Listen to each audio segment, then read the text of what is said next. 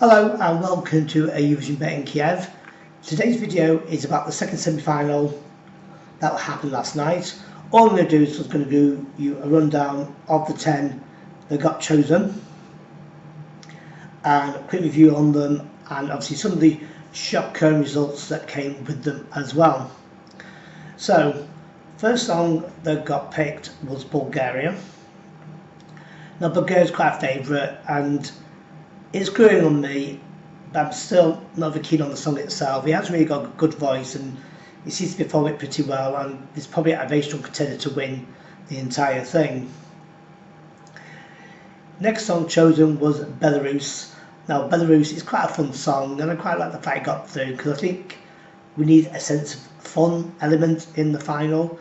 A lot of the hey hey and all the shaking and stuff, it's quite good fun. And I don't think I'll do very well in the final, but it'd be nice that it's there for the entertainment value. As for the next song that got chosen, which was Croatia. Now Croatia's probably the weirdest, straightest game I've ever seen. I don't want to bring sexuality into a song, but it's just obviously comes on in a suit, half leather, half suit, with trainers on, and I still don't understand why he had to do both bits. He could have got someone else to do it, but I suppose he's trying to show the versatility of his vocal range. But it was quite bizarre. It's an okay song, and it does remind you, if anyone from the UK watches this, the Go Compare guy. Now, just in case you don't watch this from outside the UK, it's the UK adverts, the comparison website, and the guy that sort of promotes it is a guy that takes the piss out of opera, or makes fun out of opera, and he sings it very similar to what the Croatian guy sings. It's a fun song, but he seems to be, it's a bit strange because at the end of the performance, at the back, there's a rainbow, and like a yellow bit robe, I'm not quite sure it's yellow, but it seems to be that way, and they're putting around the stage rainbow thing. So if he is supposed to be homophobic, which I've heard, he's really not seems to be ignoring it and just carrying on and playing to the card. You know, he's quite camp really in his mannerisms and stuff, so it's probably the strangest straightest man there is. But it'd be interesting to see how he does it again in the final the same way, which I assume he will. Next one chosen was Hungary. Now Hungary, again, Gypsy, it's a fun tune, and I have no idea what he's singing about, but I think it might do pretty well in the final just because it's different. He seems to perform it okay, and obviously the sort of thing's quite popular because obviously got to the final. Next one up was Denmark. Gladly's got through. Last year they didn't get through, and this was a real strong contender for a win for me. Real strong song. She says it every time she performs it. I really like this. Next one up was Israel. Now Israel probably getting a lot of votes for probably the wrong reasons. He's a very good looking guy and I think he knows it, and I think people will vote on him, not on the song itself. Even though the song itself is quite a fun, clubby, catchy number. Do quite like it. It's good to dance to and it will get people going. Next country up was Romania. Now obviously everyone likes the yodel apparently. Well, based on getting through to the final anyway. Now obviously after getting disqualified the year before because of not paying, I suppose it's nice to see them in the final and back up and running. It's an okay song. I'm not quite sure what the cans were on the stage for, but I suppose I thought they were supposed to be giving out flesh or something, but it's just not happening. So I don't know the reference to them in it. Maybe they tried it once in one of the jury shows and it made a complete mess. I don't know. They're just not using it, but we'll see. Maybe on the final they will. It's a popular enough song for people, and I think everyone would sing along to it. Again, one of those songs, it's nice it's in the final, just for its entertainment value. Next up was Norway. Now, this game's a bit surprised to me, not because I don't like the song, because I do. He's quite nice, I quite like him. But I didn't think this sort of song people would vote for. Obviously I was wrong, and I don't think it's going to do very well in the final myself, but then how would I know? I can't predict nothing these days. So next song to be picked was the Netherlands. I thought the girls, the Wilson Phillips of Eurovision, as I've been calling them all along, I really like the song. It's been rising up in my estimations for quite some time. I really like the songs, I like the harmonies, the hand clapping, they're good together, and well, they are sisters after all, but it's a real strong song. I don't think it'll win or anything, but I'd like to think it'll do this to be okay in the final on Saturday.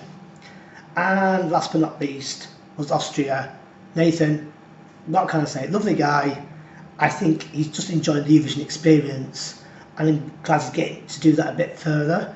He's just a fun guy. He's a bit like Zoe from last year, that they seem to be just honoured to be there, to represent the country in this sort of thing. He's very nice to everybody. He's always trying to get the crowd going. I'm glad he made it, but obviously because he did, other people didn't, which I'm going to go through now. The two biggest shocks for me was Estonia and Macedonia. Why Estonia got through, I still don't know. It's such an awesome song, in my top three. The crowd was singing along to it like anything. We weren't really watching how they were performing it. She had a problem with the mic for about a second and a half. I don't think that would have spoilt the performance of the song itself, but obviously people didn't like it or didn't give enough votes. But I was really quite surprised it didn't get through. Macedonia is probably one of my favourite entries that they've sent. Now that's the 5th time now they've not got through. But I think with this particular song, I don't remember the hey bits in them. They do on the studio version. Maybe I didn't remember it. I don't know, but I love the song anyway. Quite disappointed, but I suppose Macedonia, what they're going to do next. Serbia, again, didn't get through again. Guy did fall over, but was running backwards at the time. So I suppose you can expect not to be so perfection at the time. Don't think that's the blame, it's just one of those songs. It's competing with quite a few other ballads out there with Bulgaria, Ireland, Denmark.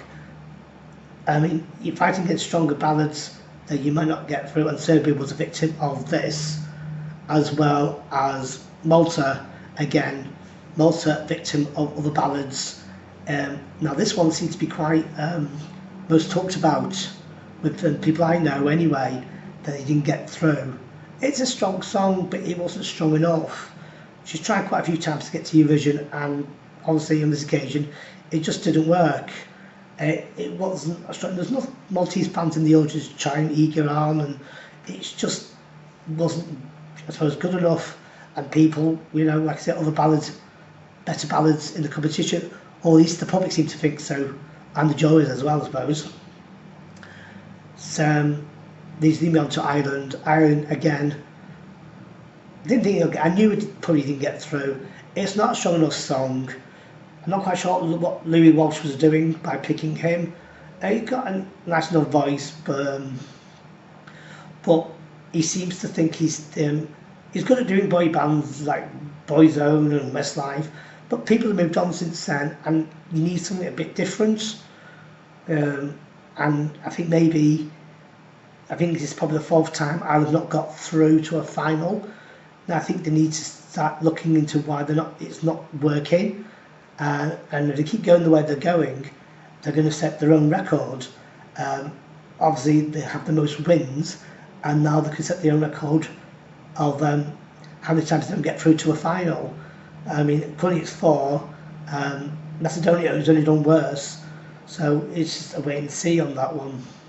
San Marino, pity she didn't make it. I did like the song, quite like the disco thing, but obviously public didn't, juries didn't. We just don't, we won't know the results of any of these semis until the final on Saturday. Then all the results will be revealed, and we can have a look and see and find out who got where. She said she'd come back again, and she probably set her own record by how many times coming back to Eurovision. She might not come back next year, but the year after we'll make it 5. So good luck to her. If she wants to come back, then maybe come back with another ballad. We'll wait and see on that one.